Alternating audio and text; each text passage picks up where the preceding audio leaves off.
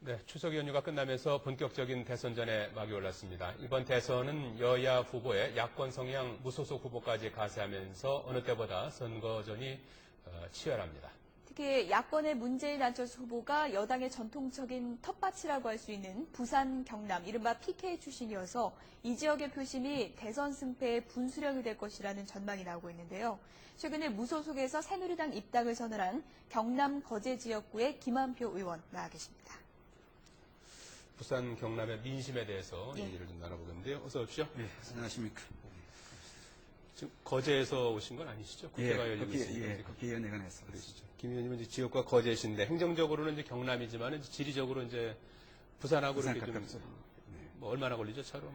지금 다리가 나와 있기 때문에 한 10분만 건너면 그렇죠. 부산시 영역으로 들어갑니다. 그래서 부산, 경남 전체 민심을 좀 정확하게 평가할 수 있는 곳인데 이제 물론 이제 지금 새누리당 입당을 좀 선언해 놓으신 상태라고 들었습니다만은 네. 추석 연휴 동안에 느끼신 PK 민심을 총평한다면 어떻게 말씀하시겠습니까? 아마 경제적으로 일단은 뭐 여러 가지 상황이 좋지 않으니까 좀 어렵다.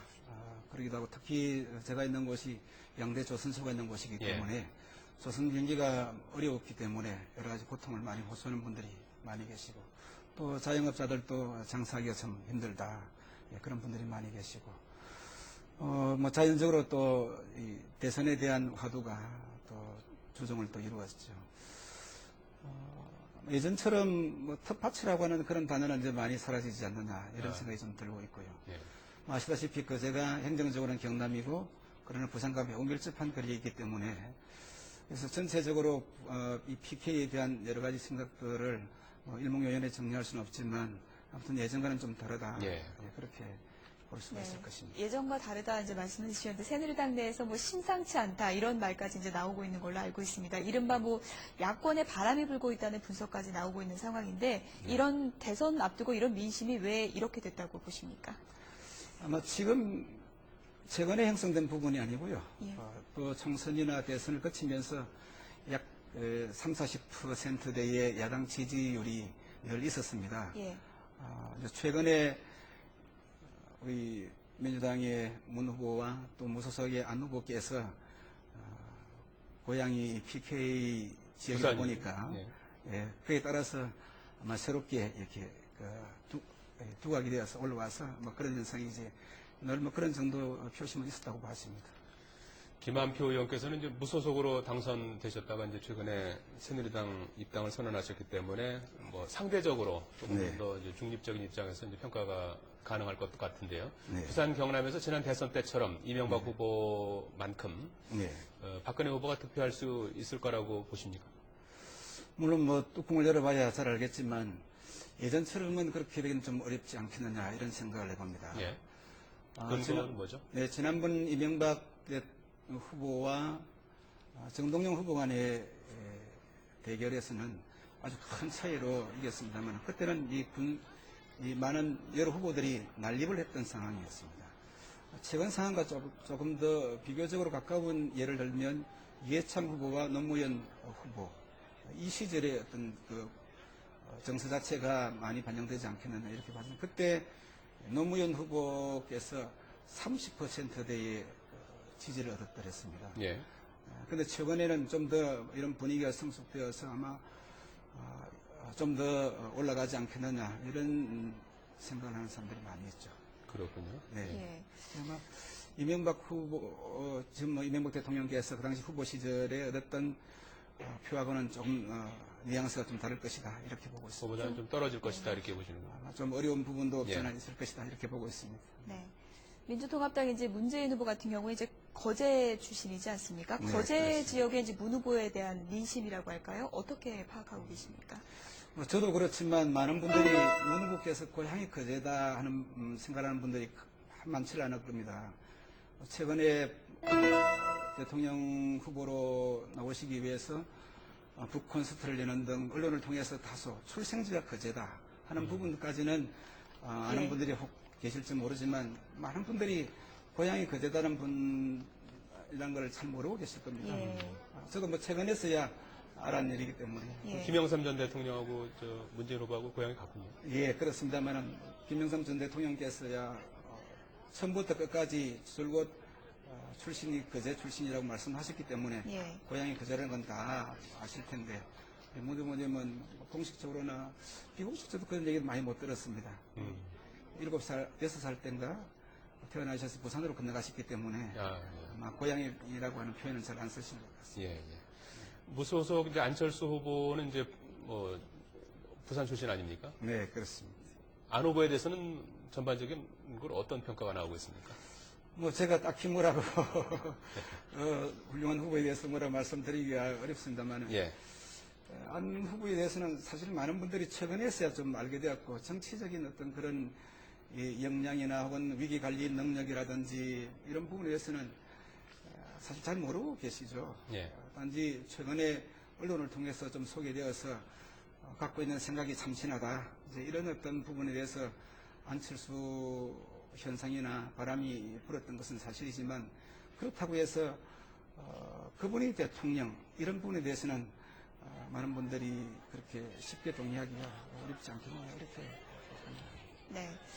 박근혜 후보 지지율 추이를 이제 보셨겠습니다만은 이제 네. 여론조사에서 보면은 양자 대결로 따져보면은 조금 밀리는 그런 지금 상황이 그렇게 계속 나오고 있는 상황이거든요. 네. 앞서서 부산 경남에서 이명박 대통령 때와는 좀 다른 분위기로 좀 고전하게 될 수도 있다라고 이제 전망을 해주셨는데 앞으로 박근혜 후보가 부산 경남에서 어떤 전략을 짜야 된다고 보십니까?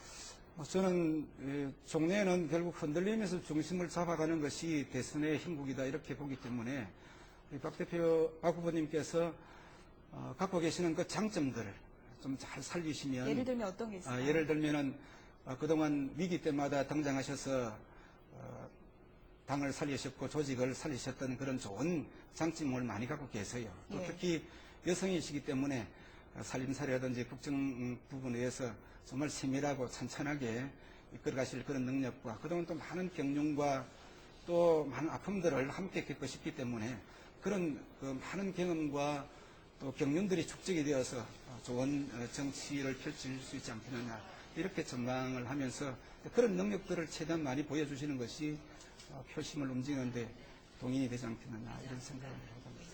부산을 비롯해서 이제 남북 경남권의 역시 최대 이슈는 뭐 신공항 문제 아니겠습니까? 네네.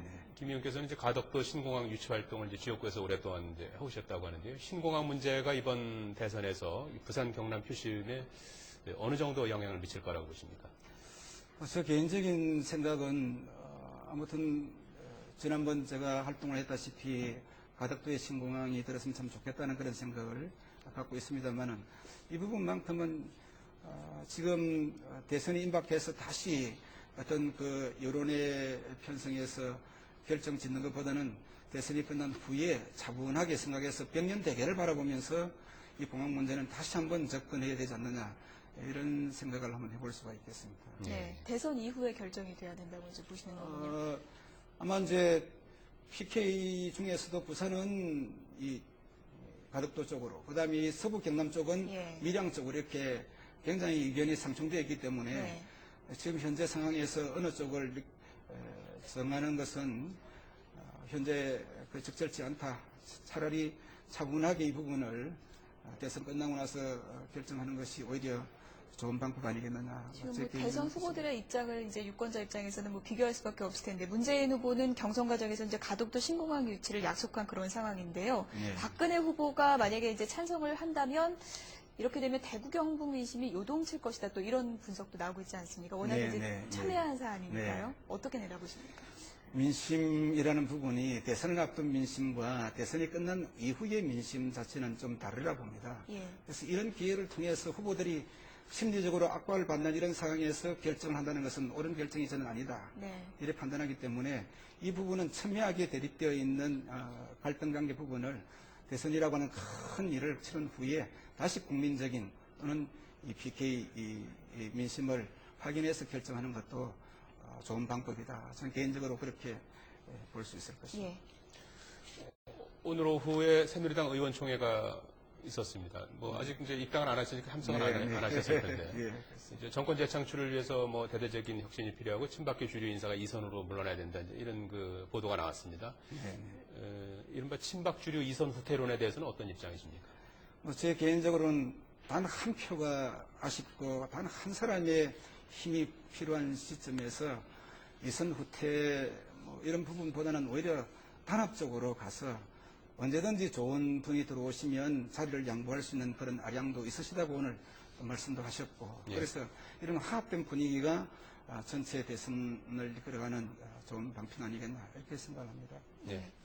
자, 끝으로 경남에서 이제 무소속 후보로 당선이 되셨습니다. 우리나라 정치 지형상 사실 무소속 후보가 부산 경남뿐만 아니라 당선되기가 쉽지 않은 그런 상황인데 당선의 원동력은 무엇이라고 보십니까?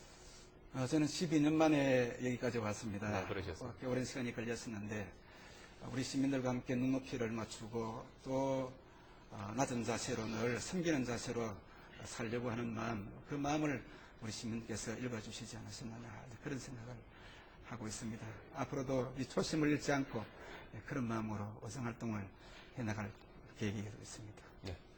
지금 무소속에서 새누리당 입당 선언한 경남 거제 지역구의 김한표 의원과 함께 부산 경남 민심에 대해서 들어봤습니다. 고맙습니다. 예, 감사합니다.